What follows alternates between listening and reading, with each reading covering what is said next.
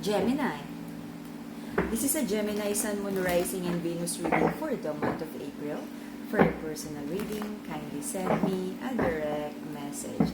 Kamusta mga Gemini? Kamusta ang puso? Nakapag-decide na ba kung anong gusto sa buhay? Alam na ba kung sinong gustong mahalin? Okay, nakapili na ba ng mamahalin ang mga Gemini?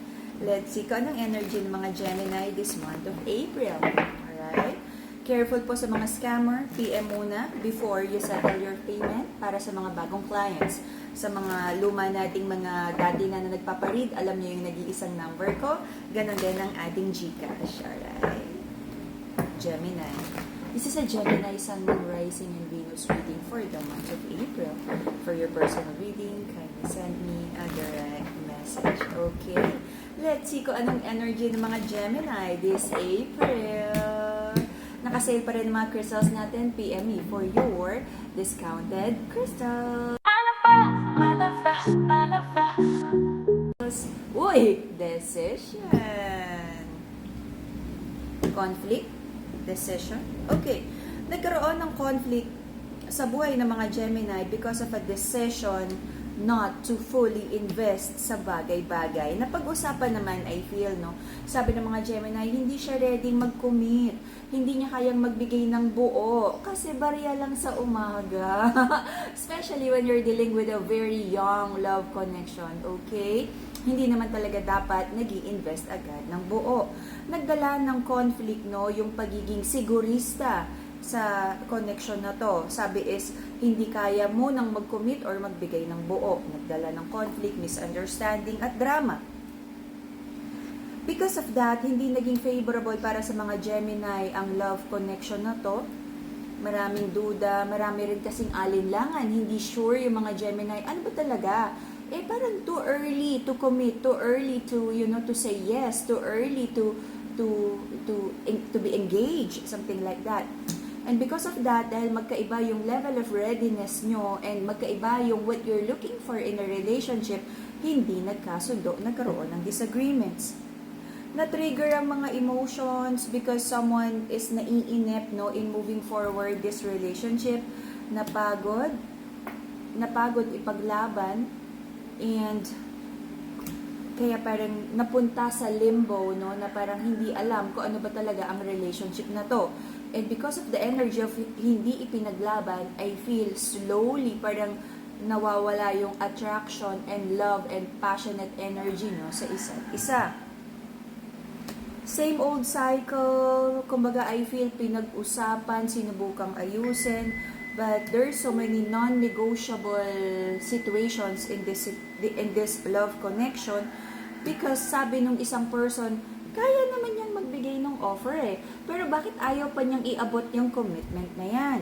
Hindi pareho ng level of readiness and what you're ready for and level of commitment, okay, definition of love, commitment sa relationship na to, kaya parang hindi nag-a-align. And parang yung mga expectations, nagkaroon ng disappointments. Sabi nung feminine, totoo yung love niya for the masculine, but marami siyang natutunan about this love connection. At sabi niya, sige, calculated risk. Pero kumbaga, masyado nang nag-invest yung feminine sa connection na to, kaya medyo, sabi niya is, sige, let's see where this goes. Nagkaroon ng energy of like, sinubukan namang magstay, naghintay pa rin, okay? Sinubukang i-keep ang relationship na to and to stay together. Ginawa naman lahat ng tama kung ano yung kaya for this connection, but nagdala ng broken heart sa patuloy na pag-asa na sana is magkakaroon ng long-term ang relationship na to. Okay?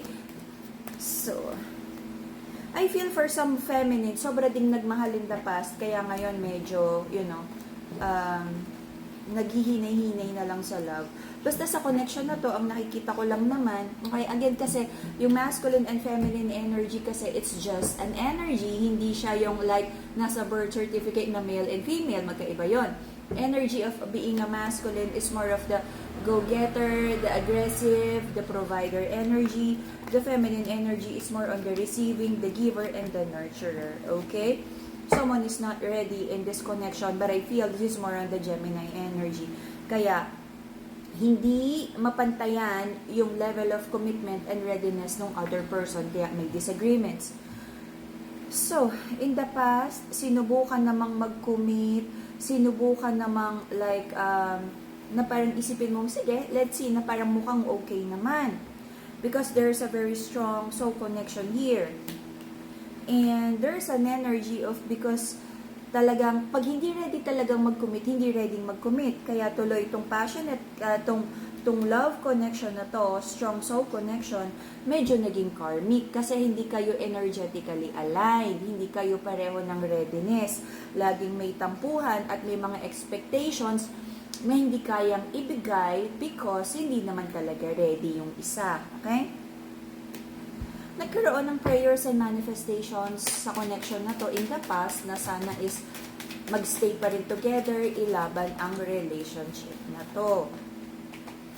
But, nagkaroon talaga ng conflict kasi kahit pinilit nyo to stay together, yung definition nyo ng love and commitment, magkaiba talaga.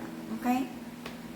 So, sabi ng mga Gemini, minsan kasi, nakaka-pressure kung tatanungin ka ng person mo, ready ka na ba? Mahal mo ba talaga ako?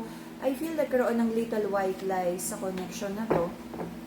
Nagkaroon ng dishonesty because again of magkaibang level of commitment and readiness sa relationship. So yung mga person ng mga Gemini, nagkaroon ng sadness, disappointment, na parang sinubukan niyang magstay at ilaban ng connection na to pero parang wala hindi naging favorable dun sa isang person na super committed at excited sa commitment, kasi the other one is not ready to commit.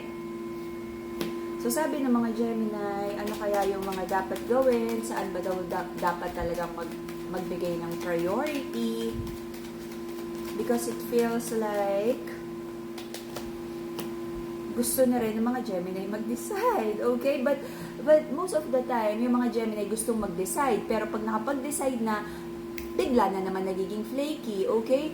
Kapag may mga involved na ibang tao, Gemini, be extra careful kasi may involved na emotions, may nasasaktan dun sa pagiging flaky ng mga Gemini, okay? Until the end of July, there's an energy of like you would still stay sa isa't isa or energetically connected pa rin. Naisip nyo pa rin yung isa't isa or it could be like nagkakamustahan pa. Still, there's an energy here of manifesting like positive transformation para sa relationship. Someone is still feeling hopeful na mababago pa to, magbabago pa yung isip, magmamatured pa, magko-commit pa rin. But kung sino man yung umaasa, manage your expectations, because maaaring magkaroon ng pag-uusap at pangako or apology, but hindi ko nararamdaman na kaya ulit panindigan ng person na hindi ready to commit here. Huwag ipilit kung hindi ready, kasi masasaktan lang, okay? If you're ready for a commitment, then go for someone who's ready for a commitment. If you just want like a live la vida loca, if you want a connection na parang casual lang, go with the flow, walang title, just dating around, then go for someone who has the same energy para walang nagkakasakitan. Because ang nakikita ko dito, nagkaroon ng passionate energy, the attraction, and then magkaiba yung level of readiness and commitment, and na-in love na kayo, nagkaroon na ng feelings, kaya tuloy, may nasasaktan. At may nadi-disappoint, meron ding nagigilty, kasi hindi kayo pareho ng gusto. Magkaiba kasi yung the passionate energy, madali yun madaling maging passionate, attracted sa isang tao, but to keep the relationship, dahil pareho kayo ng level of commitment and definition of love and relationship, yun yung mahirap hanapin. Alright? To balance your heart chakra, to heal your heart, Madagascar Rose Quartz, the pink crystal. To have mental clarity and stronger connection with the divine, the amethyst crystal, yung purple crystal natin. Okay? Manifesting abundance and happiness, the citrine bracelet. And meron tayong, what do you call that? Combination of love and money, which is this one. Okay? PM me for your crystals. So for now, wala ako masyadong good news kasi manage your expectations kasi wala pa ako nakikitang positive transformation yet.